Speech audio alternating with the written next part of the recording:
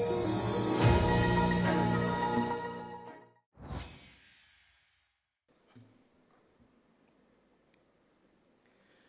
ដាមលោកជំទាវសមាជិកសមាជិកាព្រឹទ្ធសភារដ្ឋសភារាជរដ្ឋាភិបាលឯករាជទូតអគ្គរដ្ឋទូតនៃបណ្ដាប្រទេសនានាប្រចាំកម្ពុជាគណៈធិបតីភៀវកិត្តិយសបណ្ដាដៃគូអភិវឌ្ឍលោកគ្រូអ្នកគ្រូសិស្សនិស្សិតនៃគ្រឹះស្ថានអប់រំបណ្ដុះបណ្ដាលបច្ចេកទេសនិងវិជ្ជាជីវៈនិងអង្គពិធីទាំងមូលជាទីមេត្រីថ្ងៃនេះខ្ញុំពិតជាមានសេចក្តីសោមនស្សរីករាយដែលបានចូលរួមក្នុងពិធីប្រារព្ធទិវាជាតិអប់រំបណ្ដុះបណ្ដាលបច្ចេកទេសជាជីវៈលើកទី9ក្រោមប្រធានបទ TVET ផ្ដល់ជំនាញការងារប្រាក់ចំណូលនាពេលនេះការប្រារព្ធទិវាជាតិអប់រំបណ្ដុះបណ្ដាលបច្ចេកទេសនិងវិជ្ជាជីវៈជារៀងរាល់ឆ្នាំបាននឹងកំពុងឆ្លុះបញ្ចាំងអំពីការយកចិត្តទុកដាក់ខ្ពស់របស់រាជរដ្ឋាភិបាលលើការកសាងមូលធនមនុស្សនៅកម្ពុជាឲ្យក្លាយជាសសរទ្រូងដ៏ពិតប្រាកដនៃការវិវត្តសង្គមសេដ្ឋកិច្ចជាតិប្រកបដោយប្រសិទ្ធភាពបរិយាបន្ននិងចីរភាពសំដៅលើកកម្ពស់ជីវភាពនិងសុខុមាលភាពរបស់ប្រជាជនកម្ពុជាជាបន្តបន្ទាប់និងកាត់បន្ថយគម្លាតវិសមភាពសង្គមជាលំដាប់ឆ្ពោះទៅបង្កើតសង្គមមួយដែលមានសន្តិភាពសមធម៌និងយុត្តិធម៌រាជរដ្ឋាភិបាលតែងតែចាត់ទុកមូលធនមនុស្សគឺជាដង្ហើមនៃវឌ្ឍនភាពសង្គមសេដ្ឋកិច្ចជាតិការកែច្នៃប្រជាជនកម្ពុជាឲ្យក្លាយទៅជាមូលធនមនុស្សពិតប្រាកដគឺស្មើនឹងការកែច្នៃគ្រាប់ពេជ្រដ៏ភ្លឺត្រចះនិងមានតម្លៃឥតគណនាចំពោះអត្ថិភាពនៃសង្គមស៊ីវិល័យនៅកម្ពុជាធនធានមនុស្សយើងផ្ដោតទៅលើការងារ3ទី1គឺសុខភាពទី2ចំណេះដឹងបំណិននិងទី3គឺការងារឬអាជីពកសាងធនធានមនុស្សមួយដែលជាធនធានសំខាន់សម្រាប់ប្រទេសជាតិត្រូវយកចិត្តទុកដាក់ទៅលើសុខភាពរបស់គាត់តាំងពីតូចរហូតដល់គាត់ស្លាប់ទៅវិញធ្វើយ៉ាងណាឲ្យពលរដ្ឋម្នាក់ពោពេញទៅដោយសុខភាពល្អជាធនធានរបស់គ្រួសារមិនជាបន្ទុករបស់គ្រួសារព្រោះសុខភាពមិនល្អជាបន្ទុកចំណេះដឹងបំណិនក៏ចាំបាច់មានសុខភាពហើយត្រូវមានសមត្ថភាពមានចំណេះដឹងនិងបំណិនគ្រប់គ្រាន់សម្រាប់ធានានៅការចូលរួមរបស់គាត់នៅក្នុងសង្គមហើយបើមានសុខភាពមានចំណេះដឹងបំណិនហើយបើមិនអាចមានលទ្ធភាពនៅក្នុងការប្រើប្រាស់ឬចូលរួមកសាងប្រទេសគ្រប់សក្តានុពលនោះទេក៏មិនកើតប៉ុន្តែយើងប្រើប្រាស់ទុនធានអត់អស់លទ្ធភាពចឹងហើយបានការកសាងនៅឱកាសការងារនេះសំខាន់ណាស់ដែលពីមួយឆ្នាំទៅមួយឆ្នាំការដាក់ចេញនៅអនុវត្តនៅគោលនយោបាយបរិរដ្ឋាភិបាលពីមួយអាណត្តិទៅមួយអាណត្តិប្រែប្រួលយើងឃើញហើយថាពីឆ្នាំ90ជាងយើងចេញមកវិស័យឧស្សាហកម្មដែលដំបូងដែលយើងរុញមុនគេគឺខាងកាត់ដេរនិងកម្មន្តសាស្ត្រដែលត្រូវការជំនាញទាបឥឡូវយើងវិវត្តទៅដល់ automotive ទៅដល់ឧស្សាហកម្មបច្ចេកវិទ្យាទៅទៀត IT អញ្ចឹងទាមទារនៅការកសាងធនធានមនុស្សនិងបង្កើតនៅការងារឲ្យស្របយើងមិនអាចបង្រៀន automotive រៀននៅក្នុងស្រុកហើយយើងមិនអាចជំរុំឲ្យមានរោងចក្រផលិតរថយន្តតម្លើងរថយន្តក្នុងស្រុកនោះទេបើអញ្ចឹងស្មើនឹងបដោះបដាលទី1បើបដោះបដាលជំនាញដែលគ្មាននៅក្នុងស្រុកស្មើនឹងបដោះបដាលហើយទុកចោលឬមួយបដោះបដាលហើយបញ្ជូនទៅជួយនៅស្រុកគេបាទយើងឆេញលុយបដោះបដាលមនុស្សចេះតម្លើងរថយន្តតែដោយសារយើងអត់មានរថយន្តនៅក្នុងតម្លើងរថយន្តក្នុងស្រុក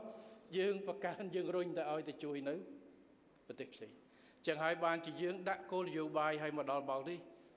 ក្រុមហ៊ុនតម្លើងរថយន្តយើងដូចប្រមាណហើយបងសួរដូច8បាទមាន8នៅយើង បាទមានទាំងរថយន្តធម្មតាប្រើប្រាំងគេថាប្រើសាំងប្រើម៉ាស៊ូតនិងមានរថយន្ត EV បាទអញ្ចឹងទៅមុខទៀតយើងនឹងខិតខំដើម្បីជំរុញការផលិតរបស់យើងកាន់តែច្រើនបន្ថែមទៀតហើយនឹងទាញយកនៅបច្ចេកវិទ្យា AI ផ្សេងៗដើម្បីយកមកប្រើនេះគឺជាគោលនយោបាយរបស់រាជរដ្ឋាភិបាលដែលក្នុងន័យនេះរាជរដ្ឋាភិបាលនីតិកាលទី7នៃរដ្ឋសភាបានកំណត់យកការពង្រឹងគុណភាពអប់រំនិងការបណ្ដុះបណ្ដាលជំនាញទាំងជំនាញរឹងទាំងជំនាញទន់គឺជាផ្នែកមួយនៃគោលដៅយុទ្ធសាស្ត្រទី2នៃយុទ្ធសាស្ត្របញ្ចកោណដំណាក់កាលទី1គឺការបង្កើតការងារឲ្យបានកាន់តែច្រើនទាំងបរិមាណនិងគុណភាពជូនដល់ប្រជាពលរដ្ឋជាពិសេសសម្រាប់យុវជនជាមួយគ្នានេះរាជរដ្ឋាភិបាលក៏បានកំណត់យកការបណ្ដុះបណ្ដាលជំនាញបច្ចេកទេសវិជ្ជាជីវៈដល់យុវជនមកពីគ្រួសារក្រីក្រនិងគ្រួសារងាយរងហានិភ័យទូទាំងប្រទេសដែលមានចំនួនសរុបប្រមាណជាង1.5 លាននាក់នៅតាមបណ្ដាគ្រឹះស្ថានបណ្ដុះបណ្ដាលវិជ្ជាជីវៈរបស់រដ្ឋក្នុងកម្រិតសញ្ញាបត្របច្ចេកទេសនិងវិជ្ជាជីវៈកម្រិត1ដោយមិនបង់ថ្លៃសិក្សានិងទទួលបាននៅប្រាក់ឧបត្ថម្ភប្រចាំខែកិច្ចការនេះគឺជាកម្មវិធីទី2នៃគោលនយោបាយអាទិភាពទាំង6សម្រាប់ចាប់ផ្ដើមអនុវត្តភ្លាមក្នុងឆ្នាំ2023នៃយុទ្ធសាស្ត្របញ្ញកោណដំណាក់កាលទី1បើតាមរបាយការណ៍របស់អាដាមហេងសួរតាំងពីចន្លោះដែលយើងអនុវត្តនៅផែនការនេះពីឆ្នាំ2024ដល់ខែ5 2026នេះគឺយើងបានផ្ដល់ការបណ្ដុះបណ្ដាលជាង27,000 នាក់បាទជូនដល់កូនចៅប្រជាពលរដ្ឋរបស់យើងហើយបើនិយាយរួមគិតចាប់ពីចន្លោះឆ្នាំ2022ដល់ឆ្នាំ2026ពាក់កណ្ដាល2026នេះក្រសួងការងារបានធ្វើការបណ្ដុះបណ្ដាលជំនាញជូនដល់ប្រជាពលរដ្ឋប្រមាណ70,000 នាក់នេះគឺជាសមិទ្ធផលមួយដែលខ្ញុំសូមធ្វើការកោតសរសើរចំពោះក្រសួងការងារនិងបណ្ដុះបណ្ដាលវិជ្ជាជីវៈជាក់ស្ដែងរាជរដ្ឋាភិបាលបាននឹងកំពុងខិតខំអភិវឌ្ឍប្រព័ន្ធអប់រំបណ្ដុះបណ្ដាលបច្ចេកទេសនិងវិជ្ជាជីវៈមួយនៅកម្ពុជាដែលនឹងបង្កើនការយល់ដឹងឲ្យកាន់តែទូលំទូលាយដោយបំពាក់ជំនាញពិតប្រាកដកសាងសីលធម៌និងវិន័យទាំងក្នុងជីវភាពប្រចាំថ្ងៃនិងនៅកន្លែងការងារដល់ប្រជាពលរដ្ឋតាមរយៈការរៀបចំកម្មវិធីអប់រំបណ្ដុះបណ្ដាលដែលមានលក្ខណៈបត់បែនស្របតាមស្ថានភាពជាក់ស្ដែងរបស់ប្រជាពលរដ្ឋជាពិសេសយុវជននិងអ្នកសេដ្ឋកិច្ចក្រៅប្រព័ន្ធសម្ដៅសម្រេចឲ្យបាននៅគោលដៅពលរដ្ឋម្នាក់មានជំនាញមួយយ៉ាងតិចប្រចាំជីវិត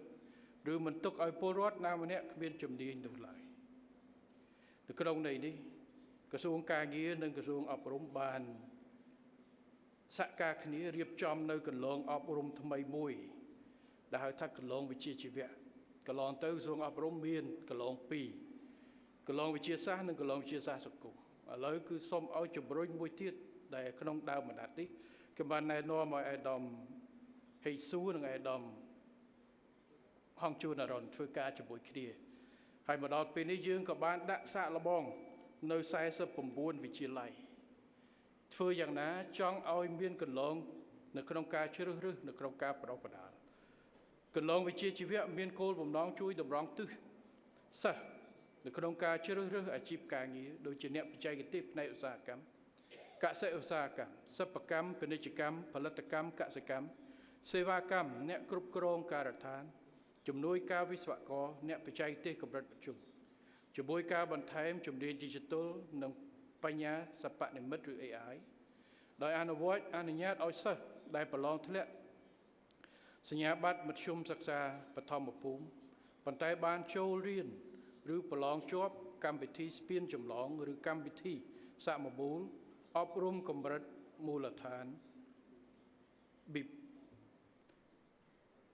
កម្មវិធីសមមូលអប់រំយុវជននិងកីឡាអនុញ្ញាតឲ្យយុវជន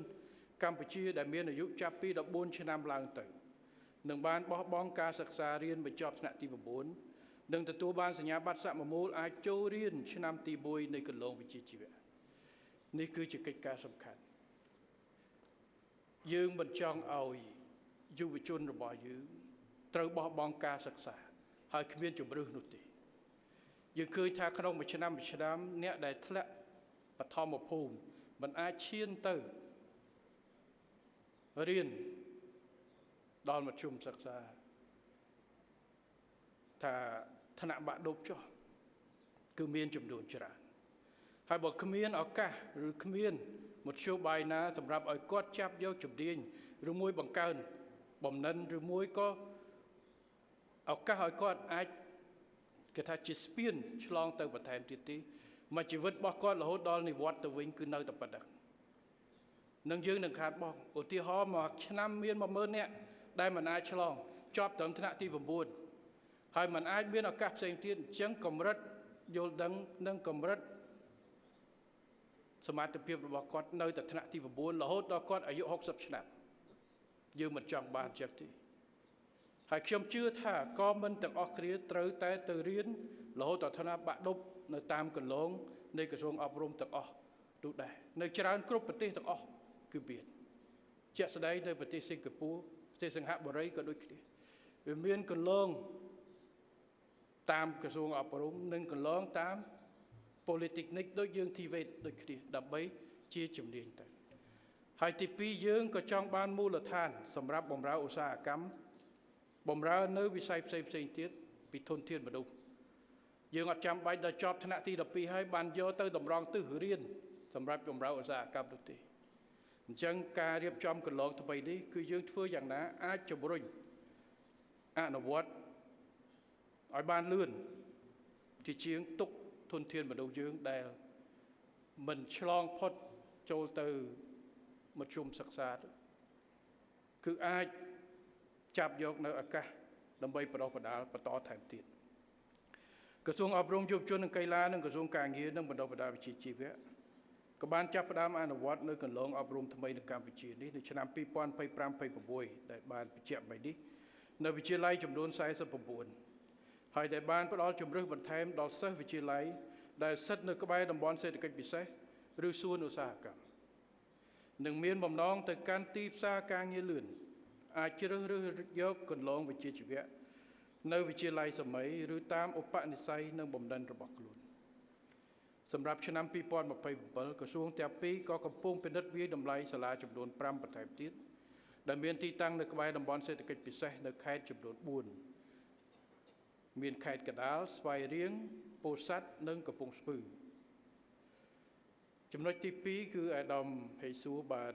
បញ្ជាក់មិញគឺថ្នាក់បណ្ដុះបណ្ដាលជំនាញចល័តវិញខ្ញុំមុនចូលមកនេះក៏បានដើរទៅមើលឃើញបន្តិចបាទចប់ពីនេះដូចមានកម្មវិធីទៅមើលបន្ថែមទៀតហើយខ្ញុំសូមគាំទ្រចំពោះគំនិតផ្ដួចផ្ដើមនេះហើយការបង្កើតថ្នាក់បណ្ដុះបណ្ដាលចល័តមានគោលបំណងរួមជំរុញសាលាទៅដល់មូលដ្ឋាននាំការបណ្ដុះបណ្ដាលឲ្យរត់ទៅរកបងប្អូននៅនឹងភូមិនៅនឹងឃុំនៅនឹងស្រុកតែម្ដងហើយកម្មវិធីនេះគឺដើម្បីជួយដោះស្រាយបញ្ហាបងប្អូនក្មួយមួយចំនួនដែលអាចមានការតាប់ប្រកិច្ចនៅផ្ទះផងហើយឆ្លៀតមករៀនដែលមិនអាចចាកចេញពីផ្ទះមករៀននៅភ្នំពេញឬមួយនៅទីរួមខេត្តបានបច្ចុប្បន្នថ្នាក់ចល័តនេះផ្ដោតទៅលើ8ការថែទាំបរិក្ខារត្រជាក់ធុរកិច្ចភេសជ្ជៈមានឆុងកាហ្វេមានភេសជ្ជៈអីប្រមាណមិញអាយដាមហេស៊ូបានលើកហើយគ្រោងគិតគូរបន្ថែមទៀតដើម្បីឲ្យស្របទៅតាមតម្រូវការទីផ្សារអញ្ចឹងខ្ញុំសូមធ្វើការកោតសរសើរចំពោះព្រោះស្ថានភាពបច្ចុប្បន្ននេះខុសពីមុនយើងថាមនុស្សត្រូវជិះទូកកាត់ទន្លេមករៀននៅភ្នំពេញមកស្នាក់នៅវត្តមកស្នាក់នៅផ្ទះបងប្អូនឬមួយនៅទីរួមខេត្តឥឡូវសាលាយើងរុញទៅដល់ខេត្តទៅដល់ស្រុកបើបឋមសិក្សាដល់ឃុំចំពោះ TVET ដែលយើងត្រូវពង្រីកនេះកន្លងទៅយើងបានរៀបចំជាកម្មវិធីមួយចំនួនដែលមកបណ្ដុះបណ្ដាលនៅមជ្ឈមណ្ឌលបណ្ដុះបណ្ដាលរបស់ខេត្តឬមួយក៏រាជធានីភ្នំពេញការដោះស្រាយបញ្ហានៅក្នុងអាណត្តិនេះយើងឃើញថាក្រៅពីគ្រាន់តែបង្កើតសាលាបង្កើតកម្មវិធីឲ្យរៀន free រាជរដ្ឋាភិបាលក៏បានដាក់ចេញនៅសម្រាប់ប្រជាពលរដ្ឋពីគ្រួសារក្រីក្រដែលមានបាត់ក្រីក្រយើងផ្ដល់នៅថវិកាបំពន់បន្ថែមទៀតតែទោះជាប៉ុណ្ណេះក៏ដោយការវិវត្តរបស់យើងទៅមុខប៉ុន្តែការច្នៃប្រឌិតដើម្បីធ្វើយ៉ាងណាឲ្យប្រជាពលរដ្ឋរបស់យើងជាពិសេសយុវជនរបស់យើងកាន់តែមានលទ្ធភាពក្រោយពីការធ្វើការវាយតម្លៃទៅក្រសួងការងារក៏បានឃើញថាទោះបីជាយើងដាក់ចេញនៅកម្មវិធីរុញទៅដល់ខេត្តមានប្រាក់បំពន់ក៏នៅមានក្មួយមួយចំនួនបងប្អូនមួយចំនួននៅពិបាកចែកគ្នារវាងលទ្ធភាពបំពេញភារកិច្ចប្រចាំថ្ងៃនៅផ្ទះបូកជាមួយនឹងឆ្លៀតពេលមករៀនអញ្ចឹងក្រសួងក៏បានដាក់ចេញនៅកម្មវិធីជំនាញចល័តរុញកម្មវិធីនេះទៅដល់ផ្ទះទៅដល់ស្រុកហើយអនុវត្តសាកល្បងក្នុងពេលឆាប់នេះហើយខ្ញុំសង្ឃឹមថានឹងមានការចូលរួមរបស់យុវជនរបស់យើងរបស់ប្រជាពលរដ្ឋរបស់យើងជាពិសេសក្មួយបងប្អូនដែលត្រូវការបំណិនបន្ថែមហើយសូមឲ្យយកចិត្តទុកដាក់ទៅលើគុណភាពបាទការបដិបត្តិទាំងអស់សូមកុំឲ្យមានតែរូបភាពកុំឲ្យមានតែបរិមាណត្រូវយកចិត្តទុកដាក់ទៅលើគុណភាពព្រោះគុណភាពនេះនឹងធ្វើឲ្យតាក់ទាញការរៀនសូត្របន្ថែមព្រោះបើទៅរៀនហើយមកវិញអត់ចេះដដែលថ្ងៃក្រោយគ្មានពេលណាមករៀនទេអញ្ចឹងត្រូវផ្ដោតទៅលើគុណភាពនិងការរៀបចំគ្រូនិងមេរៀនឲ្យបានច្បាស់ទី2គ្រប់គ្រងវិន័យឲ្យបានច្បាស់បាទចូលមករៀនឲ្យគ្រប់យ៉ាងហោចណាស់បំពេញនៅម៉ោងបឋមបរមាហើយចេញទៅវិញឲ្យប្រកបព្រោះកុំឲ្យរៀនមកឥឡូវយើងនាំគ្នាសប្បាយចិត្តថាមានកម្មវិធីថ្មីប៉ុន្តែកម្មវិធីនេះទៅដាក់រៀនហើយស្រាប់តែ100នាក់ធ្វើការបានតែ20នាក់ប្រហែលនាក់ទៀតគេហៅទៅរៀន play ណាទៅរៀនលេងណាហើយគ្រូចិត្តល្អចេះតែឲ្យបន្ទុកទៅជាប់ដែរអត់ទេកុំបើយើងចង់ឲ្យថ្នាក់រៀននេះមានតម្លៃតតែពិនិត្យគុណភាពបាទព្រោះចុងបញ្ចប់សំបីតែទៅដល់មូលដ្ឋានក៏ដោយបើរៀនហើយមិនចេះដដែលហើយរៀនហើយមិនប្រកបថាអាចធ្វើការបានអញ្ចឹងតម្លៃហើយឪពុកម្ដាយក៏គេមិនឲ្យមករៀនដែរប៉ុន្តែបើសិនជារៀនហើយក្នុង100នាក់បាន70 80នាក់គាត់អាចមានសមត្ថភាពហើយក្នុង20នាក់ដែលអត់បានការងារក៏ដោយប៉ុន្តែគាត់អាចចេះយល់ដឹងបានប្រយោជន៍ជាងអានឹងគាត់ប្រកាសជាបោហើយអញ្ចឹងសូមកុំខ្លាចរឿងបរិមាណបើថាមិនគ្រប់ទេឲ្យគាត់ផ្អាកទៅចាំចុះឈ្មោះពេលណាដែលគាត់មានលទ្ធភាពមកវិញព្រោះខ្ញុំពិបាកធនធានមនុស្សរបស់រាជរដ្ឋាភិបាលយើងមិនអាចថាចូលទៅដល់ភូមិនេះមានយើងអាចឲ្យទិន្នន័យមាន100នាក់មានសិស្ស60នាក់ហើយបានរៀនអានឹងចប់ស្រាប់តែដល់ទៅយករមនុស្សមកធ្វើការមែនអត់បានសោះបានតែ10នាក់ក្រៅពីនឹងអត់ធ្វើអីបានសរសេរវាយបើរៀនឆុងកាហ្វេស្រាប់តែមកវិញអត់ស្គាល់ទាំងម៉ាស៊ីនចុចវិញផងអានេះគឺជាបញ្ហាអញ្ចឹងសំខាន់បំផុតទី1ការត្រៀមលក្ខណៈរបស់ក្រសួងត្រៀមគ្រូឲ្យច្បាស់គ្រូឲ្យប្រកបមេរៀនឲ្យចំខ្ញុំអត់និយាយទេជាក់ស្ដែងនៅក្នុងសប្តាហ៍មុននេះខ្ញុំទៅលួចមើលនៅកន្លែងវគ្គវឹកវើមួយវគ្គវឹកវើនេះមេរៀនថ្មីដែលក្រុមការងារក្រុមគ្រូមួយបានសៀវស្រាវជ្រាវស្រាប់តែបានហើយគាត់តម្លាក់ទៅឲ្យក្រុមមួយទៀតក្រុមគ្រូមួយទៀតដើម្បីបើកថ្នាក់ឲ្យ200នាក់ដល់ខ្ញុំទៅសួរគ្រូដែលត្រូវបង្រៀនធ្លាប់បង្រៀនអត់គាត់ថាអត់ធ្លាប់ទេខ្ញុំធ្លាប់បង្រៀនតែកម្រិត1ប៉ុន្តែឥឡូវថ្នាក់លើតម្លាក់មេរៀនឲ្យកម្រិត2ខ្ញុំទៅអង្គុយមើលសភៅហើយត្រូវបង្រៀនគេកម្រិត2ខ្ញុំថាប៉ុណ្ណឹងងាប់បាត់វាគ្មានថ្នាក់រៀនណាដែលគ្រូមិនដែលបង្រៀនកម្រិត2យកមេរៀនថ្នាក់ទី2ឲ្យគ្រូទៅអង្គុយអានហើយបង្រៀនផងទេ បាទអញ្ចឹងគ្រូឲ្យប្រកាសបាទកុំយកគ្រូអគិសនីខ្វះគ្រូឆុងកាហ្វេថាចេះអគិសនីដែរចេះបើកម៉ាស៊ីនយកទៅឆុងកាហ្វេពងៀនមិនស្រួលលាយរៀករបស់គេបាត់ហើយខ្ញុំនិយាយលេងសើចទេប៉ុន្តែធានាគុណភាពត្រូវមុនគេធានាគុណភាពគ្រូបាទបើសិនជាគ្រូមិនប្រកាសទេសិស្សកាន់តែមិនប្រកាសទៅទៀត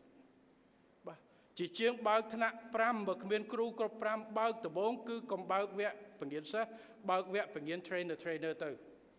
ហើយគ្រូនឹងត្រូវមានប្រឡងស្រួលបួលបាទបើមិនចឹងទេតែគ្រូអត់ចេះហើយទៅដល់គ្មានអីក្រៅពីអង្គុយលេងជាមួយសិស្សទេជឿចប់បាទបើគាត់អត់ច្បាស់គាត់មាន5មេរៀនដែលគាត់ត្រូវពង្រៀនតែគាត់ច្បាស់តែ2គាត់ពង្រៀនតែ2អា3ហ្នឹងគាត់មិនស្រួលទៅពង្រៀនរំអីចឹងអញ្ចឹងខ្ញុំសូមថាធ្វើម៉េចគំនិតផ្ដួចផ្ដើមខ្ញុំគ្រប់គ្រងតែសូមធានាគុណភាពឲ្យបានព្រោះរៀនខុសនេះគ្រោះថ្នាក់ទៀតព្រោះសិស្សទៅជឿគ្រូហើយបើគ្រូមិនច្បាស់ទៅពង្រៀនសិស្សរៀនដំបូងគេគឺយកអាក្បួនខុសទៅគឺពិបាកហើយបាទអញ្ចឹងសូមធ្វើម៉េចយកចិត្តទុកដាក់ទៅលើការបដិបដាលគ្រូបដិបដាលរៀបចំមេរៀនឲ្យត្រូវតែម្ដងហើយសម្ភារៈតែមានគ្រូល្អសម្ភារៈគ្រូឆ្នៃបានតែបើមានសម្ភារៈល្អគ្រូអត់ទាំងចេះប្រើសម្ភារៈផងអានឹងគឺបញ្ហាហើយបាទអានឹងខ្ញុំសូមបញ្ជាក់ព្រោះបទពិសោធន៍ខ្ញុំថ្មីចុងសប្តាហ៍មុនទេព្រោះចុងសប្តាហ៍ខ្ញុំវាកម្មវិធីក្រៅផ្លូវការរបស់ខ្ញុំបាទចុះទៅមើលទៅឆ្មក់ហើយខ្ញុំទៅយកបដោះបដាខ្ញុំគេរាយការណ៍ឲ្យខ្ញុំវគ្គនេះចេះបានរៀបចំមេរៀនថ្មីចេះខ្ញុំទៅដល់ខ្ញុំហៅមកថ្នាក់លើរាយការណ៍តែខ្ញុំហៅគ្រូផ្ទាល់មកសួរតែម្ដងទីបំផុតគ្រូថាខ្ញុំធ្លាប់រៀនតែបង្រៀនថ្នាក់ទី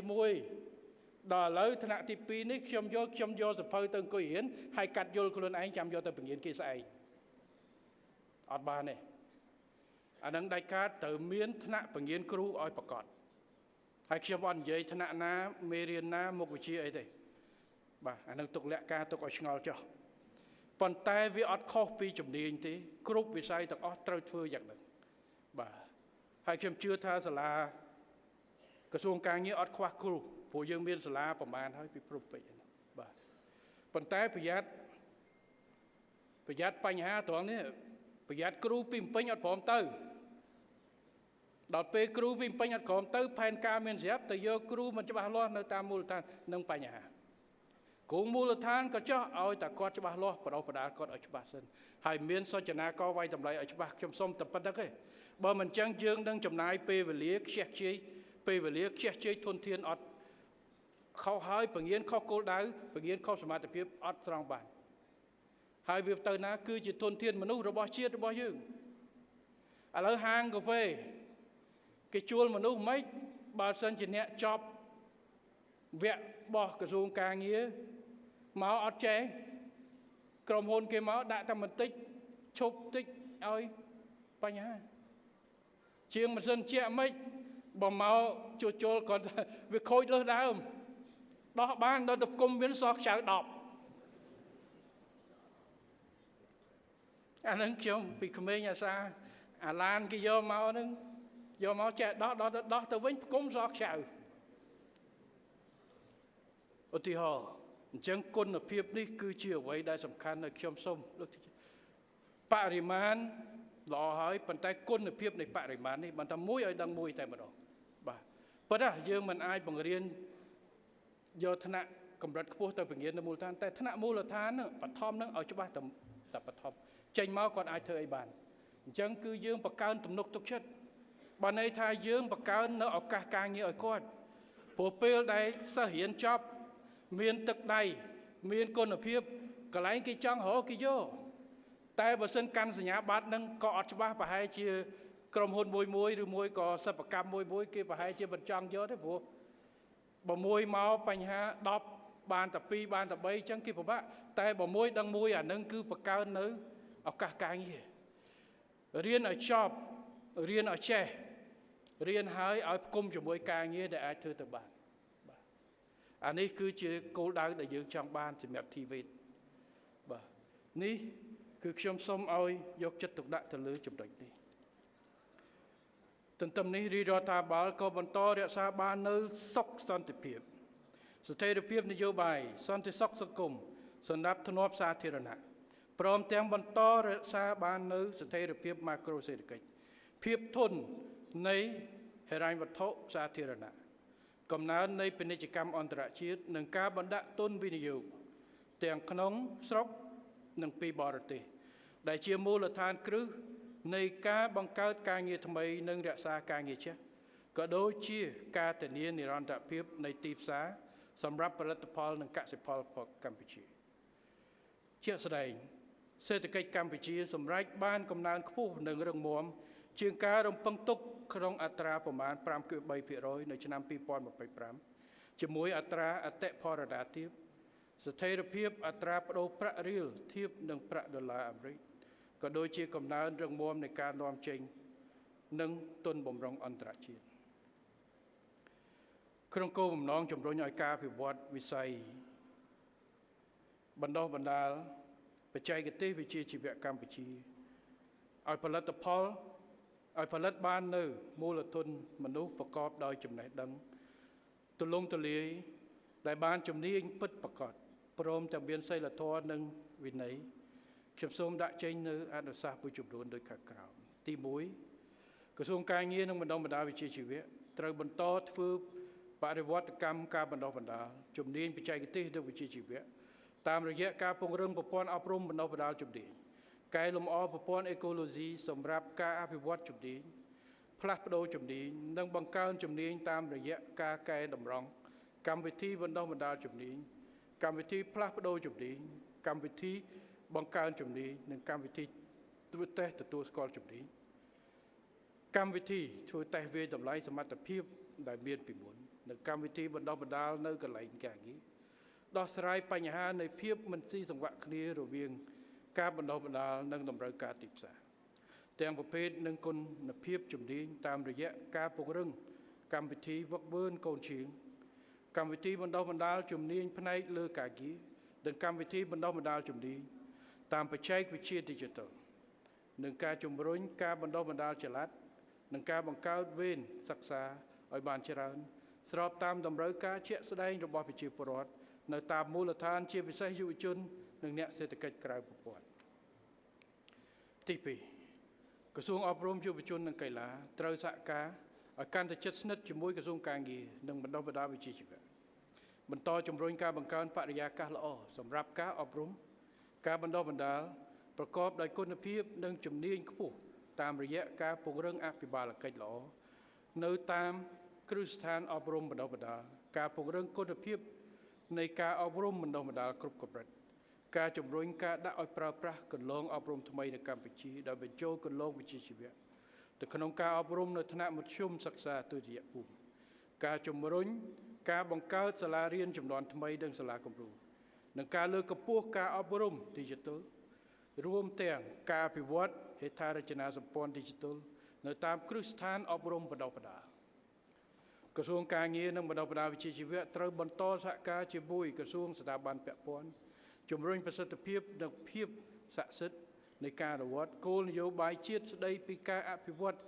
ជំនាញបច្ចេកទេសនិងវិជ្ជាជីវៈនិងគោលនយោបាយជាតិស្ដីពីមុខរបរនិងការងារដោយត្រូវបន្ស៊ីគ្នាជាមួយគោលនយោបាយអភិវឌ្ឍវិស័យឧស្សាហកម្មថ្មីនៅក្នុងន័យនេះឧត្តមក្រុមប្រឹក្សាជាតិស្នែកត្រូវពន្លឿនការសិក្សារៀបចំគោលនយោបាយអភិវឌ្ឍឧស្សាហកម្មថ្មីដោយត្រូវកំណត់ដាក់ចេញឲ្យជាក់លាក់អំពីឧស្សាហកម្មនិងផលិតភាពអាទិភាពផលិតកម្មអាទិភាពដើម្បីជាមូលដ្ឋានក្នុងការសិក្សារៀបចំតម្រូវការជំនាញសម្រាប់រយៈពេលខ្លីមធ្យមនិងវែងទី4ក្រសួងការងារនិងបណ្ដុះបណ្ដាលវិជ្ជាជីវៈត្រូវសហការជាមួយក្រសួងស្ថាប័នពាក់ព័ន្ធរដ្ឋបាលថ្នាក់ក្រោមជាតិដៃគូអភិវឌ្ឍនិងសង្គមស៊ីវិលបន្តជំរុញការអនុវត្តកម្មវិធីបណ្ដុះបណ្ដាលជំនាញបច្ចេកទេសនិងវិជ្ជាជីវៈជូនដល់យុវជនមកពីក្រុមគ្រួសារនិងគ្រួសារហានិភ័យរងគ្រោះឲ្យបានគ្រប់1.5 លាននាក់ ព្រមទាំងលើកកម្ពស់ការបណ្ដុះបណ្ដាលជំនាញបច្ចេកទេសនិងវិជ្ជាជីវៈដោយផ្អែកលើតម្រូវការជាក់ស្ដែងនិងសក្តានុពលរបស់មូលដ្ឋានសម័យដើម្បីគាំទ្រយុទ្ធនាការបង្កើតការងារនៅនឹងកន្លែងនិងការវិវត្តសេដ្ឋកិច្ចមូលដ្ឋានទន្ទឹមនេះត្រូវបន្តរៀបចំការបណ្ដុះបណ្ដាលជំនាញបច្ចេកទេសនិងវិជ្ជាជីវៈជូនដល់ពលករត្រឡប់មកពីថៃដើម្បីជំរុញការផ្លាស់ប្ដូរជំនាញឲ្យស្របតាមតម្រូវការក្នុងស្រុកព្រមទាំងអនុវត្តការវាយតម្លៃផ្អែកលើសមត្ថភាពទទួលស្គាល់ជំនាញនិងការសិក្សាដែលមានពីមុនដោយឥតគិតថ្លៃសម្រាប់ពលករខ្មែរដែលទើបត្រឡប់មកពីថៃកិច្ចការងារនេះខ្ញុំក៏សូមអរគុណដល់ក្រសួងការងារប្រពៃវិជ្ជាជីវៈក្រសួងស្ថាប័នពាក់ព័ន្ធអាជ្ញាធររាជធានីខេត្តដែលបានជួយនៅក្នុងការភ្ជាប់ជាពិសេសសមាហរណកម្មបងប្អូនប្រជាពលរដ្ឋដែលមកពីប្រទេសថៃដែលយើងត្រឡប់មកជាពិសេសច្រើននៅឆ្នាំទៅហើយជាពិសេសការដោះស្រាយនៅបញ្ហាអត្តសញ្ញាណចំនួនដែលជាឧបសគ្គដំបូងឡើយសម្រាប់បងប្អូនធ្វើចុះឈ្មោះការងារប៉ុន្តែយើងមិនអាចស្រូបម្ដងបានទាំងអស់ទេតែជាបដាប៉ុន្តែទោះជាយ៉ាងណាក៏ខ្ញុំមានការសប្បាយរីករាយដែលកម្លាំងពលកម្មទាំងអស់នេះបានចូលមកដើម្បីជួយនៅក្នុងការជំរុញក្នុងវិស័យក្នុងប្រទេសរបស់យើងកិច្ចការទាំងអស់នេះគឺអ្វីដែលយើងត្រូវធ្វើបន្តការងារពង្រឹងរកឱកាសការងារក្រៅប្រទេសក៏មិនមែនជាឧបសគ្គឬជាការហាមឃាត់ប៉ុន្តែអ្វីដែលសំខាន់គឺការពង្រឹងមូលដ្ឋានការពង្រឹងសក្តានុពលនៃកម្លាំងពលកម្មរបស់កម្ពុជាសម្រាប់បម្រើឲ្យការវិវត្តកម្ពុជាគឺជាអាទិភាពហើយការជំរុញនិងសម្រួចបន្ថែមទៅរៀបចំគោលនយោបាយឧស្សាហកម្មថ្មីដែលយើងកំពុងធ្វើព្រោះឥឡូវស្ថានភាពវាវិវត្តបច្ចេកវិទ្យាវិវត្តការប្រកួតប្រជែងលើពិភពលោកក៏វិវត្តប៉ុន្តែកម្ពុជាយើងបានសមាហរណកម្មនៅក្នុងពិភពលោកក្នុងយន្តការ WTO ក្នុងអាស៊ានយើងចូលយន្តការមានកិច្ចព្រមព្រៀងពាណិជ្ជកម្មសេរីជាមួយប្រទេសចំនួនយន្តការពាណិជ្ជកម្មសេរីនៅអាស៊ីនៅអាស៊ាននៅតំបន់ដូចជា ASEP ប៉ុន្តែយើងត្រូវទទួលស្គាល់ថាទាំងអស់នេះគ្រាន់តែបើកច្រកឲ្យយើងមានលទ្ធភាពបតិកលាជាមួយទីផ្សារដទៃប៉ុណ្ណោះមិនមែនបានន័យថាបើកហើយការ៉ង់ទីឲ្យយើងមិនខំប្រឹងក៏ឈ្នះដែរទេអត់ទេផ្ទុយទៅវិញការចូលបតិកលានៅក្នុងផ្សារអន្តរជាតិកាន់តែទាមទារឲ្យយើងសម្រួចនៅសមត្ថភាពប្រកួតប្រជែងរបស់យើងព្រោះបើចង់លេងទីផ្សារសេរីតប្រកួតប្រជែងតតែប្រឹងចឹងហើយបានជារាជរដ្ឋាភិបាលច្រើនអាណត្តិមកនេះតាំងពីអាណត្តិមុនក្រោមការដឹកនាំរបស់សម្ដេចតេជោនយោបាយសេដ្ឋកិច្ចនយោបាយឧស្សាហកម្មគ្រប់វិស័យទាំងអស់យើងតែងតែលើកកម្ពស់ទៅលើការកំណែទម្រង់ដើម្បីធ្វើឲ្យកាន់តែមានប្រសិទ្ធភាពប្រសិទ្ធផលនៃប្រព័ន្ធការងារការលើកទឹកចិត្តផ្សេងដើម្បីធ្វើយ៉ាងណាឲ្យមានការតាក់ទាញមកកម្ពុជាប៉ុន្តែកលឹះសំខាន់មួយនៃការតាក់ទាញគឺធនធានមនុស្សត្រឡប់មកវិញបើគ្មានធនធានមនុស្សទេកុំថាកម្ពុជាមានហេដ្ឋារចនាសម្ព័ន្ធល្អកុំថាកម្ពុជាចង់ចុះភ្លើងទៅ0ក៏អត់មានគេមកទៅដែរតែដោយសារការខិតខំប្រឹងប្រែងនៅក្នុងការបណ្ដុះបណ្ដាលធនធានមនុស្សរបស់យើងហើយការបត់បែននៃការបណ្ដុះបណ្ដាលនេះដែលអាចឲ្យយើងទាញយកបង្កើតភាពតាក់ទាញរបស់យើងទោះបីជាហេដ្ឋារចនាសម្ព័ន្ធរបស់យើងមួយចំនួនមិនទាន់មានភាពប្រកួតប្រជែងដោយប្រទេសផ្សេងក៏ដោយប្រព័ន្ធ logistics របស់យើងបើប្រៀបធៀបជាមួយប្រទេសមួយចំនួនយើងនៅមានកម្រិតតម្លៃភ្លើងតម្លៃមួយចំនួនប៉ុន្តែធនធានមនុស្សរបស់យើងមិនមែនធនធានមនុស្សដោយសារតម្លៃថោកកម្លាំងពលកម្មថោកទេបើយើងនិយាយពីតម្លៃកម្លាំងពលកម្មប្រាក់បៀវត្សបរិមាណរបស់យើងខ្ពស់ជាងបណ្ដាប្រទេសច្រើនណាស់ដែលប្រកួតនៅក្នុងវិស័យផ្សេងបង់ក្លាដេសស្រីលង្កាសូម្បីតែនៅប្រទេសវៀតណាមនៅតំបន់មួយចំនួនក៏ប្រាក់ទាបជាងយើងដែរប៉ុន្តែផលិតភាពរបស់យើងបាទដែលអាចឲ្យយើងប្រែក្លាយពីគ្រាន់តែកាត់ដេរបឋមឥឡូវអាចកាត់ដេរដល់ brand អាចធ្វើទៅដល់អានេះខ្ញុំនិយាយក្នុងវិស័យនាំចេញបង្គំអគ្គិសនីយើងអាចធ្វើទៅដល់កង់ឡាននាំចេញទៅរាប់លានយើងអាចធ្វើទៅដល់គ្រឿងអលង្ការធ្វើទៅដល់គ្រឿងសង្ហារិមប៉និតមកពីអ៊ីតាលី ដោយសារគុណភាពទឹកដីនិងផលិតភាពរបស់ប្រជាពលរដ្ឋរបស់យើងគ្រប់ឬនៅអត់ទាន់គ្រប់ទេយើងត្រូវបន្តទៅទៀតហើយក្នុងការដោះស្រាយនេះនៅក្នុងការបដិបដាលនេះខ្ញុំសូមមិនឃើញឬសូមការដាក់ចេញនៅការអប់រំនេះមានតែ soft skill ប៉ុន្តែមិនដឹង soft skill កម្រិតណាបាទ soft skill សំខាន់ soft skill គឺអប់រំផ្នត់គំនិត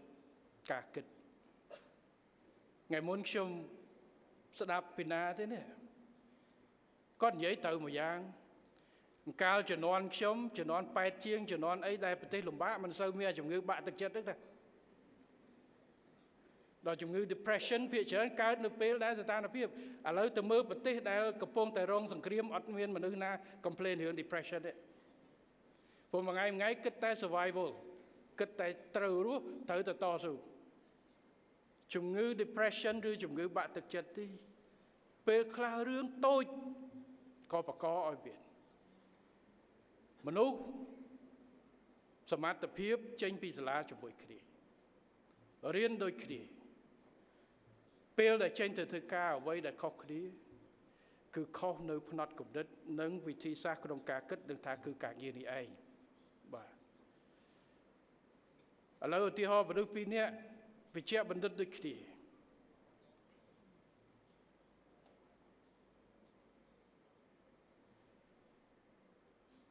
ចេញទៅអានេះរឿងពិតបកគលភារកិច្ចមួយដូចគ្នាជំងឺថ្មីដែលមកវិភាគម្នាក់អត់ធ្លាប់ឆ្លងកាត់គឺគ្រាន់តែពឹបឧបសគ្គភ្លាមតែម្នាក់ទៀតចេញទៅគឺច្បាមភ្លាមអានឹងថ្មីតាក់ទងទៅគ្រូនៅបារាំងគ្រូឬស្អីស្រាវជ្រាវរកចម្លើយមួយចំនួនមិនប្រកបការគិតគូរការរៀនសូត្រធ្វើជាជាងមិនថាជាងសំណងមិនថាជាងអគិសនីមិនថាជាគណនេយ្យការបដិបដាផ្នត់គំនិត soft skill នេះគឺផ្ដោតខ្លាំងទៅលើការជំរុញលើកទឹកចិត្តខ្លួនឯងនេះគឺជាចំណុចដែលសំខាន់ហើយការជំរុញនេះឥឡូវបានខ្ញុំឃើញគេមានថ្នាក់គេហៅអីmotivation ពាក្យថាថ្នាក់លើកទឹកចិត្តឬមួយក៏កាលមុនគេហៅថ្នាក់ជោគជ័យគឺថ្នាក់ជោគជ័យនេះគេយក CEO អ្នកដែលធ្លាប់ដឹកនាំឬមួយក៏មន្ត្រីឬមួយក៏បុគ្គលិកដែលមានជំនាញហើយគេយកមកបន្ថែមឲ្យអត់មានបង្រៀនអ្នកនឹងបង្រៀនរឿងកងតាបបង្រៀនអីព្រោះអ្នកនឹងចេះឲ្យជំនាញរឹងប៉ុន្តែអ្វីដែលសំខាន់គេយកមកដើម្បីបដោះឲ្យឃើញតម្លៃនៃឱកាសរបស់ខ្លួនការជំរុញខ្លួនឲ្យធ្វើការ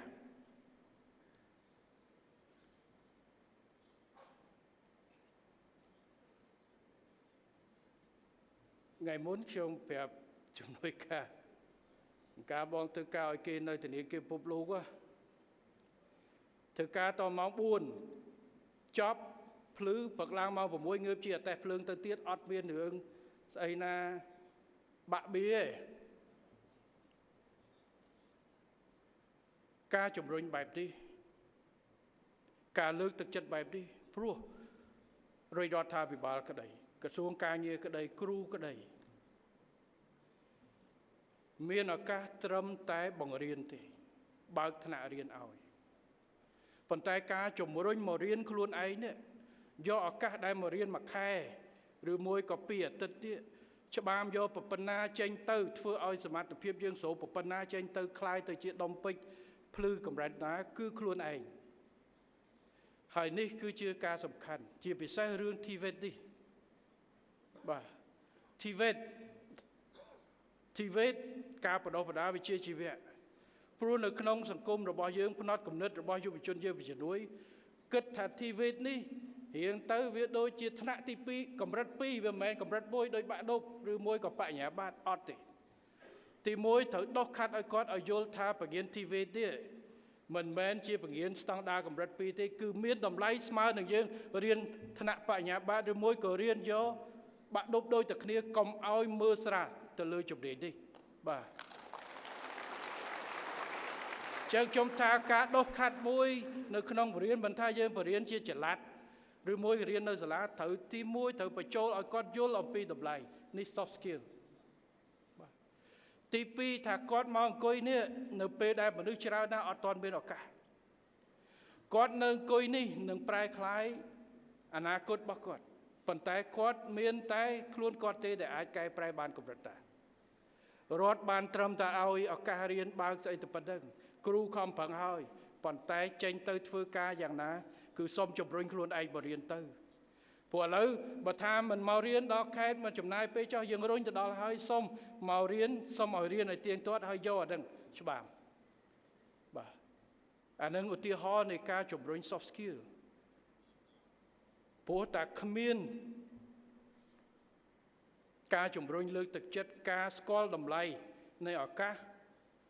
ការខិតខំប្រឹងប្រែងចាប់យកឱកាសក្នុងការបណ្ដុះបណ្ដាល TVET នេះដែលដូចខ្ញុំនិយាយ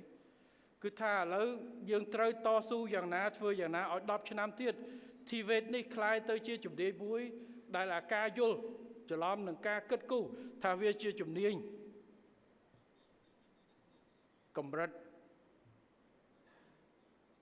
ទី2ណាគេ second grade ណាអត់ទេអានេះគឺជាជំនាញស្មើនឹងគេស្មើទាំងឯងបាទព្រោះឥឡូវយើងរៀនមិនថាជាកម្មករមិនថាជាបងប្អូនជំនាញខាងសំណង់ឬមួយក៏នេះទេជំនាញរបស់យើងគឺមានតម្លៃដោយគេដោយឯងកុំគិតថានេះជាជំនាញដោយសារយើងប្រើកម្លាំងពលកម្មច្រើនជាជំនាញមិនដូចគេអង្គុយនៅក្នុងម៉ាស៊ីនត្រជាក់វាយកុំព្យូទ័រធ្វើកត់គណនេយ្យអត់ទេគឺជាជំនាញត្រឹមត្រូវជំនាញស្មោះត្រង់នឹងជួយឲ្យយើងជួយជំរុញសេដ្ឋកិច្ចបូកជាមួយអ្នកដែលមានសមត្ថភាពទៅអង្គុយនៅអាគារទី12ហ្នឹងក៏ដោយសារជាងសំណង់ធ្វើត្រឹមត្រូវដែរក៏ដោយសារជាងភ្លើងដែលតភ្លើងត្រូវឲ្យអ្នកឯងដែរ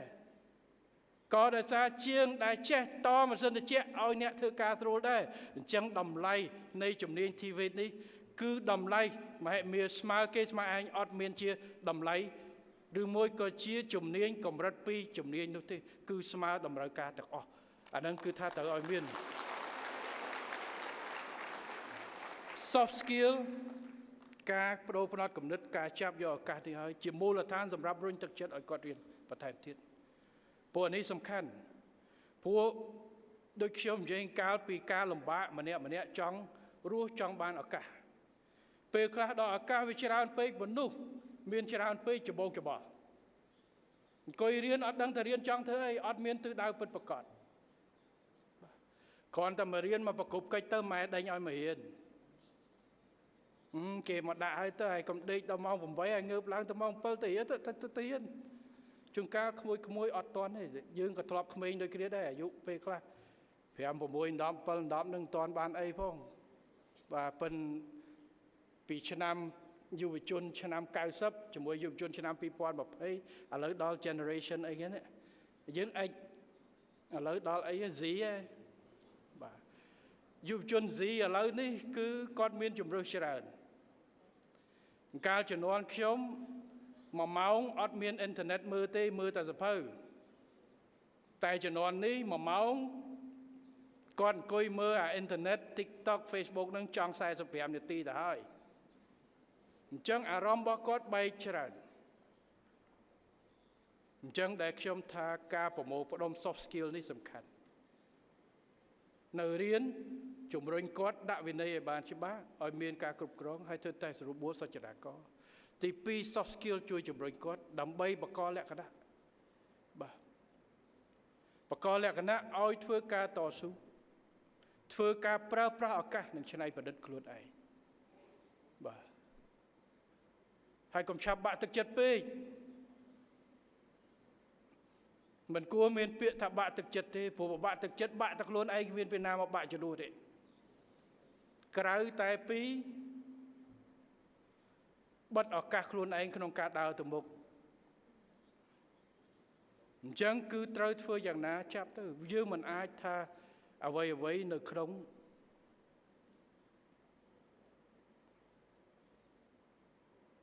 គោលដៅដែលយើងចង់បាននោះទេប៉ុន្តែប្រែคล้ายពីអ្វីដែលមិនជាឱកាសពិតប្រាកដចាប់ឱកាសឬបង្កើតឱកាសខ្លួនឯងគឺជាកិច្ចការសំខាន់ហើយយើងចង់ឲ្យយុវជនរបស់យើងឥឡូវយើងមានភាគច្រើនជាយុវជនគុណភាពនិងការអប់រំ hard skill យើងត្រូវខិតខំពង្រីកបន្ថែមប៉ុន្តែគ្រប់ការបដិបដាលទាំងអស់បាទមិនថានៅសាលារៀនទេកន្លែងការងារក៏ត្រូវការដែរបាទ soft skill បាទនៅក្នុងវិស័យឯកជនខ្ញុំមើលកន្លែងខ្លះមានទាំង CEO ទៅរៀនទៀត soft skill ព្រោះគាត់ដើម្បីចង់អភិវឌ្ឍគាត់មានជំនាញមានអីប៉ុន្តែប្រហែលជាត្រូវការស្អីមួយការគិតគូររបៀបគិតគូរ soft skill គឺរបៀបគិតគូររបៀបជំរុញហើយខ្ញុំឃើញក្រសួងការងារកន្លងទៅគឺមានការបញ្ចូលនៅជំនាញ soft skill នេះការគិតគូរនេះនៅក្នុងមន្តពលករចេញទៅក្រៅរបួយអីអញ្ចឹងខ្ញុំសូមឲ្យជាពិសេសនៅតាមមូលដ្ឋានខ្ញុំមើលបដិបដាលរុញដល់មូលដ្ឋានក៏ដោយបើសិនជាគាត់បញ្យល់តម្លៃនៃការអប់រំនេះទេឬមួយគិតថាអានឹងវារៀនទៅវាត្រឹមគេអត់មានអ្នករៀនទេហើយរៀនហើយក៏មិនផ្ដោតអារម្មណ៍ឬក៏រៀនហើយមិនចប់តែសំខាន់ការសម្រួចឲ្យគាត់យល់រីជំនាន់ដើមដោយជំនាន់សម្ដេចតេជោដោយសារគាត់យល់ឪពុកម្ដាយយល់ពីតម្លៃបានឲ្យកូន 4-10 ឆ្នាំបែកមករៀននៅភ្នំពេញយល់អំពីតម្លៃនៃការអប់រំនិងអនាគតចឹងសម័យថ្មីសាលារត់ទៅដល់ហើយប្រយ័ត្នអត់ពលឺរៀនខ្ញុំគិតថាគួរតែបញ្យល់មុននឹងទៅយើងបើកអញ្ជើញមេភូមិអញ្ជើញអីទៅផ្សព្វផ្សាយសិនបាទឲ្យបញ្យល់ទៅទាំងឪពុកម្ដាយទាំងអីឲ្យគាត់ដឹងពីសារៈសំខាន់ទៅហើយចប់ពេលបានយើងដាក់ថ្នាក់ទៅគាត់អាចព្រោះជាងកាលយើងផ្សាយតែលើ Facebook អត់មានពីណាមើលដល់ចុះទៅគេអត់ដឹងតឡាននឹងស្អីផងបាទមិនដឹងរៀនអីផងបាទអញ្ចឹងអានឹងហើយគឺការអប់រំការយល់ដឹងអំពីតម្លៃទី soft skill ទាំងសហគមន៍ឲ្យគ្រប់គ្រងទៅដល់ជំនាញនឹងបាទដើម្បីឲ្យការបដិបដាលជោគជ័យព្រោះយើងឃើញថាមិនមែនឲ្យតែមានថ្នាក់ឲ្យតែមានកម្មវិធីឲ្យតែមានប្រាក់ឧបត្ថម្ភមនុស្សមករៀនទេបាទ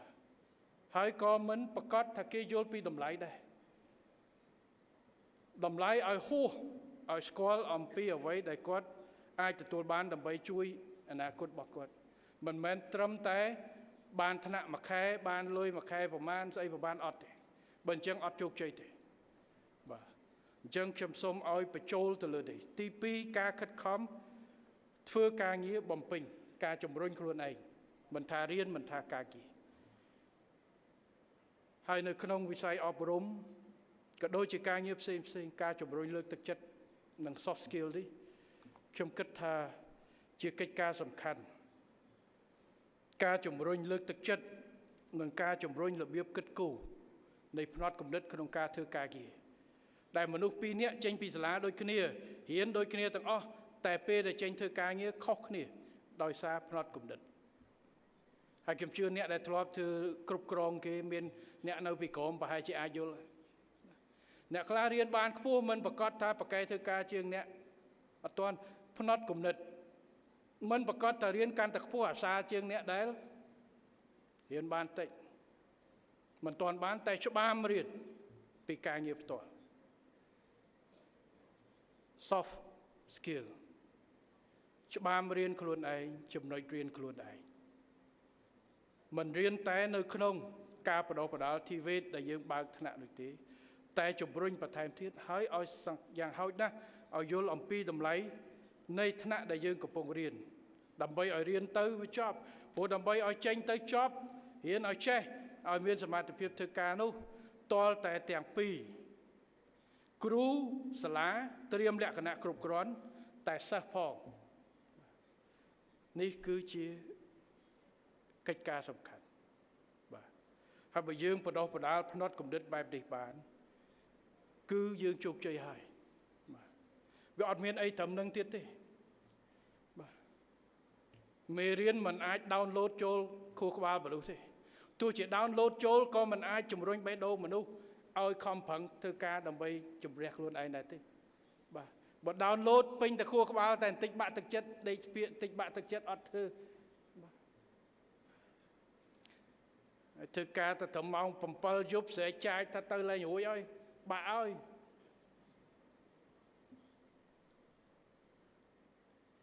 នេះគឺជាអ្វីដែលយុវជនជំនាន់ក្រោយដែលត្រូវបន្តធ្វើហើយរឿងនេះយើងមើលប្រទេសអភិវឌ្ឍន៍ចំនួនដូចនៅប្រទេសជប៉ុនប្រទេសមួយចំនួន mindset ឲ្យរឿងផ្នត់គំនិតអត់ងាយដូរអារបៀបធ្វើការរបៀបអីតាំងពីចំនួនមុនមកតែឥឡូវតែមួយចំនួនអាផ្នត់គំនិតជំរុញអាហ្នឹងវាតាក់ទងការបដោះបដាលការអប់រំរបស់យើងផងចឹងខ្ញុំសូមឲ្យគិតគូរចំណុចនេះដែលខ្ញុំចង់និយាយកាលនេះសំខាន់គឺលើ soft skill បាទ soft skill នេះគឺសំខាន់ណាស់ភាពប្រកួតប្រជែងទៅលើអាហ្នឹងបាទដែលខ្ញុំថាមានចំណេះដឹងដូចគ្នាប៉ុន្តែចេញទៅធ្វើការមួយប្រកែកជាងមួយចំនួនផលិតភាពបានខ្ពស់ជាងអ្នកទៀតគឺដោយសារផ្នត់គំនិតទាំងឯងគឺការគិតគូរ soft skill ទាំងឯងបកគលភារកិច្ចឲ្យថ្ងៃសុកដូចគ្នាមួយថ្ងៃច័ន្ទបានចាប់ផ្ដើមធ្វើការមួយធ្វើឲ្យតាំងពីយប់ថ្ងៃសុកវាខុសគ្នាបន្តិចតិចចឹងប៉ុន្តែបន្តិចតិចចឹងវាជួយឲ្យយើងជោគជ័យបាទនេះគឺជាបញ្ហាសូម្បីតែកម្មករសំណង់ដូចគ្នាក៏មានលក្ខណៈខុសគ្នាដែរមិនបាច់ចាំថាជាតិខុសគ្នាទេសូម្បីតែពីរតំបន់ខ្លះខ្ញុំទៅម្ដង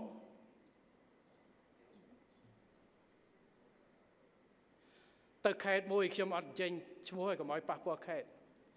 ទៅសួរការដ្ឋានសំណង់នៅនឹងកម្មករមកពីខេត្តផ្សេងច្រើនខ្ញុំសួរថាម៉េចបានជាមកពីខេត្តផ្សេងគេថាអ្នកស្រុកនឹងគាត់ធ្វើតាមមួយខែគាត់បើកប្រាក់ខែហើយគាត់បាត់អស់ហើយតលទៅអស់ប្រាក់ខែបានគាត់មកវិញតែបើអ្នកមកពីខេត្តនេះអូអ្នកនឹងគឺធ្វើជាប់តែម្ដងអញ្ចឹងគេភាគច្រើនគេយកមកពីតំបន់នោះផ្នត់គំនិតការបដោះបដាលវាប្រៀបវាជំរុញឲ្យផលិតភាពនៃមនុស្សអញ្ចឹងខ្ញុំសូមឲ្យអាយដាមហេស៊ូពិនិត្យមើលអា soft skill របស់យើង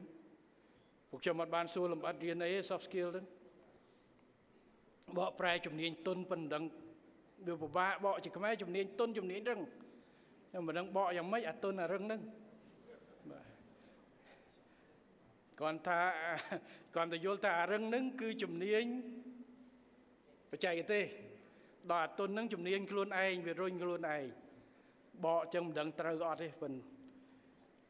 នេះគឺជាចំណុចមួយដែលខ្ញុំចំលើករឿង TVET ហើយជាពិសេសដែលយើងផ្ដោតទៅលើបងប្អូនហើយជាពិសេសក្មួយយុវជនរបស់យើងដែលនៅតាមបណ្ដាខេត្តផ្សេងជនបទដែលយើងត្រូវរុញទៅបាទព្រោះអានេះហើយគឺធានានៅគុណភាពបាទធានានៅគុណភាពបាទពួកយើងមិនចង់បានតែតួលេខទេយើងមិនចង់បានតែតួលេខថាមួយឆ្នាំបាន270000នាក់តែក្នុង270000ដែលយើងធ្វើនឹងតើបានការងារប្រមាណហើយកម្រិតទឹកដីដែលគាត់ចូលទៅនឹងកន្លែងការងារគេបានទទួលប្រមាណមានធ្វើ survey អត់បាទបើយើងធ្វើ survey បាននឹងយើងវាយតម្លៃការងាររបស់រួនឧទាហរណ៍27000នាក់ហ្នឹងចេញបានការងារប្រមាណហើយអ្នកដែលបដោះបដាលចេញទៅសួរកន្លែងការងារហ្នឹងយើងមិនទៅមើល27ទេនៅក្នុងធ្វើ sample ទៅតើអ្នកដែលយើងបដោះបដាលចេញហ្នឹងទៅដល់កន្លែងធ្វើការយ៉ាងម៉េចត្រូវឬទៅដើម្បីយកមកធ្វើផែនការពង្រឹងតើអ្វីដែលយើងបង្រៀននឹងត្រូវនៅបាទអាមេរៀនណាខ្លះដែលអត់សូវមានការងារសូវមានអីយើងកែទៅយើងពង្រឹងអាណាដែលចាំបាច់ទី2សិស្សដែលចេញទៅហ្នឹងពីសាលាណាដែលល្អសាលាខេត្តណាដែលខ្លាំងហើយចេញទៅត្រូវអត់ហើយគេយកទៅតើមេរៀនយើងគ្រប់អត់យកទៅធ្វើការងារខាងម៉ាស៊ីនជែកខាងអីហ្នឹងតើចេញទៅគ្រប់នៅខ្ញុំថាគួរមានការ survey ព្រោះអ្វីដែលសំខាន់ ត្រូវសួរអ្នកប្រើប្រាស់កុំសួរតែអ្នកធ្វើផែនការ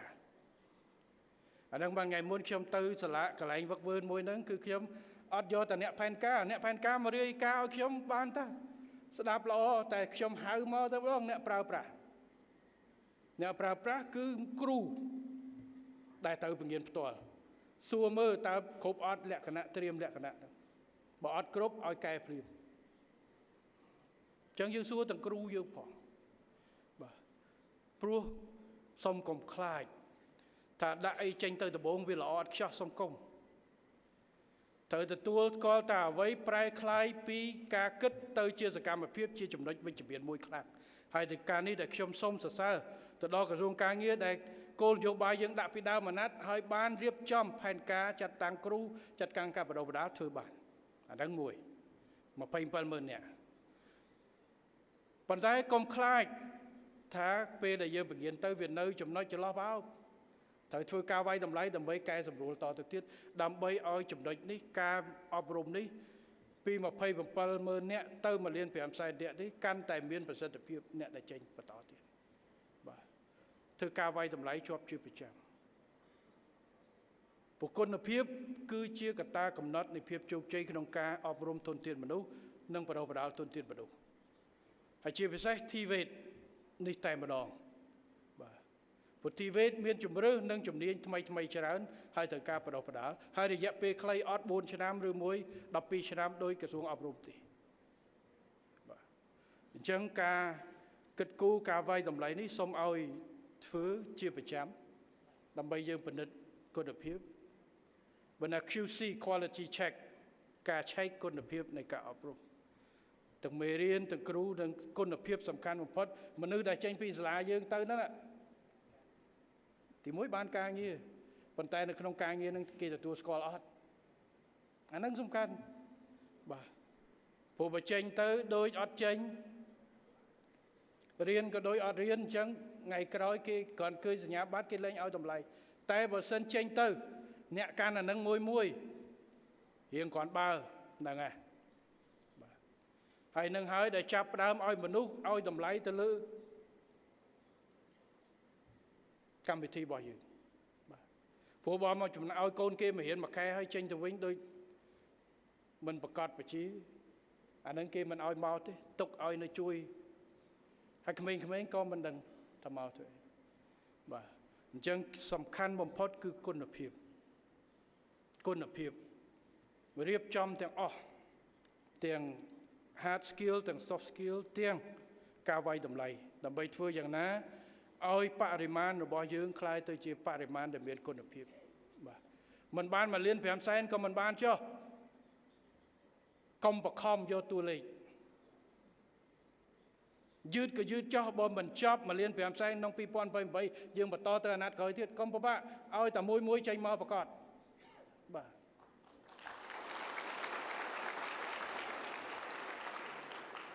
អានេះគឺជាអ្វីដែលខ្ញុំសូមណែនាំប៉ុណ្ណឹងបាទហើយខ្ញុំសូមអំពាវនាវឲ្យបងប្អូនក្មួយដែលចូលរៀនកម្មវិធី TVET នេះយកចិត្តទុកដាក់ហើយជំរុញខ្លួនហើយគ្រួសារសូមកុំឲ្យមានគំនិតថារៀន TVET នេះគឺជារៀនថ្នាក់ជំនាញអីអត់សូវមានតម្លៃដូចគេរៀនបាក់ឌុបរៀនបញ្ញាអត់ទេមានតម្លៃដូចគ្នាជំនាញខុសគ្នាសង្គមមនុស្សការអភិវឌ្ឍប្រទេសមិនអាចរីកដោយសារមានតែអ្នក manager ទេ manager ស្អីបើគ្មានអ្នកសង្ឃាគារគ្មានអ្នកទទួលធ្វើ computer program គ្មានខាងបច្ចេកទេសដើម្បីថែទាំអគ្គិសនីធ្វើដាក់ផែនការដឹងជូនអីបើគ្មានអ្នកបើកបរបើគ្មានមេកានិកជួសជុលរថយន្តអញ្ចឹងតម្លៃរបស់យើងគឺស្មើគេស្មើឯងកុំឲ្យទៅលួចគេប្លន់គេតម្លៃនៃការងារស្មោះត្រង់សុចរិតគឺត្រូវមានតម្លៃទាំងអស់គ្នាហើយវានឹងជួយយើងដើម្បីជួយខ្លួនយើងជួយគ្រួសារយើងជួយសង្គមជាតិគ្រប់គ្នាទាំងអស់ហើយនេះគឺជាគុណតម្លៃនៃ TVET ហើយសូមឲ្យប្រជាពលរដ្ឋខ្មែរជាពិសេសយុវជនទាំងអស់ចាប់អារម្មណ៍អ្នកដែលចូលរៀនគឺសូមចូលរៀនហើយយកចិត្តទុកដាក់ដើម្បីចាប់យកចំណេះដឹងពី TVET នេះដើម្បីបម្រើទៅដល់តម្រូវការរបស់ខ្លួនគ្រួសារនិងសង្គមជាតិនេះគឺជាអ្វីដែលខ្ញុំសូមផ្ដាំហើយរាជរដ្ឋាភិបាលត្រៀមជួយ អស់លទ្ធភាពដែលយើងអាចធ្វើទៅបានត្រៀមជួយដើម្បីឲ្យធនធានមនុស្សរបស់កម្ពុជាคล้ายទៅជាធនធានពិតប្រាកដសម្រាប់ជួយជំរុញប្រទេសជាតិរបស់យើងគ្រប់វិស័យទាំងអស់ត្រូវការរីកចម្រើនដើម្បីទាក់ទាញនិងបង្កើនភាពប្រកួតប្រជែងរបស់កម្ពុជាប្រជាពលរដ្ឋកម្ពុជាម្នាក់ៗត្រូវតែមានភាពប្រកួតប្រជែងហើយការបណ្ដុះបណ្ដាលអប់រំសុខភាពនេះនៅតែជាអាទិភាពសំខាន់របស់កម្ពុជាហើយខ្ញុំសូមបញ្ជាក់ម្ដងទៀតថ្ងៃមុនខ្ញុំបញ្ជាក់ម្ដងហើយគឺរាជរដ្ឋាភិបាលគ្មានគម្រោងនៅក្នុងការកាត់បន្ថយចំណាយឬគម្រោងថវិកាទៅឲ្យវិស័យអប់រំនិងសុខាភិបាលនោះទេមានតែគ្រោងបង្កើនទោះបីជាយើងត្រូវពង្រឹងវិស័យការពារជាតិក៏ដោយបាទកុំឲ្យមានការយល់ច្រឡំព្រោះមានការយល់ច្រឡំថារាជរដ្ឋាភិបាលគ្រោងកាត់ឆ្នាំ2027នេះ170លានពីថវិកាអប់រំសុខាភិបាលអត់ទេមានតែបង្កើនបន្ថែមទៀតព្រោះធនធានមនុស្សគឺជាអ្វីដែលជួយយើងឲ្យមានភាពធនធានមនុស្សរឹងមាំសេដ្ឋកិច្ចរឹងមាំការពារជាតិរឹងមាំយូរអង្វែងនេះគឺជាគោលដៅរបស់រាជរដ្ឋាភិបាលហើយរាជរដ្ឋាភិបាលបាទក៏មិនមែនអត់មានធនធានមនុស្សដែលចេះគិតគូរអំពីអ្វីដែលជាវិស័យអាទិភាពអ្វីដែលជាវិស័យមិនអាទិភាពនោះដែរទេអញ្ចឹងសូមកុំឲ្យមានការយល់ច្រឡំតទៅទៀតអប់រំសុខាភិបាលនិងធនធានមនុស្សគឺជាអាទិភាពទី1របស់រាជរដ្ឋាភិបាលនេះអាណត្តិជាច្រើនអាណត្តិកន្លងមកនឹងក៏នៅបន្តជាអាទិភាពទី1សម្រាប់ការដឹកនាំរបស់គណៈបកប្រជាជនកម្ពុជានេះគឺជាការហើយឆ្លៀតក្នុងឱកាសនេះខ្ញុំសូមអំពាវនាវដល់វិស័យឯកជនដៃគូអភិវឌ្ឍន៍និងសង្គមស៊ីវិលឲ្យបង្កើនការចូលរួមជាមួយរាជរដ្ឋាភិបាលក្នុងការអភិវឌ្ឍមូលធនមនុស្សនៅកម្ពុជាឲ្យស្របតាមទិសដៅនៃការវិវត្តសង្គមសេដ្ឋកិច្ចជាតិព្រមទាំងផ្ដល់ការអប់រំបណ្ដុះបណ្ដាលតម្រង់ទិសនិងកែលម្អផ្នត់គំនិតដល់កម្មករនិយោជិតសម័យក្រោមរូបភាពកន្លែងការងារមួយគឺជាកន្លែងអប់រំបណ្ដុះបណ្ដាលមួយជាមួយនេះខ្ញុំក៏សូមអំពាវនាវដល់បងប្អូនកម្មករនិយោជិតឲ្យបន្តខិតខំប្រឹងប្រែងបំពេញការងារឲ្យអស់ពីកម្លាំងកាយចិត្តនិងចាត់ទុកកន្លែងធ្វើការឲ្យដូចជាផ្ទះរបស់ខ្លួនដោយប្រសាសន៍ដ៏ថ្លៃថ្លារបស់សម្ដេចតេជោត្រូវចាត់ទុកសហគ្រាសក្រុមហ៊ុនរោងចក្រគឺជាឆ្នាំងបាយរបស់ខ្លួនជាទីបញ្ចប់ខ្ញុំសូមជូនពរអាដាមលោកជំទាវលោកស្រីនិងអង្គពិធីសូមទទួលបាននូវសេចក្តីសុខចម្រើននិងជោគជ័យគ្រប់ភារកិច្ចព្រមទាំងសំប្រកបដោយពុទ្ធពរនិងពរទាំង5ប្រការគឺអាយុវណ្ណៈសុខៈពលៈនិងបដិពានៈកំបីគ្លេងគ្លេឡើយបាទសូមអរគុណ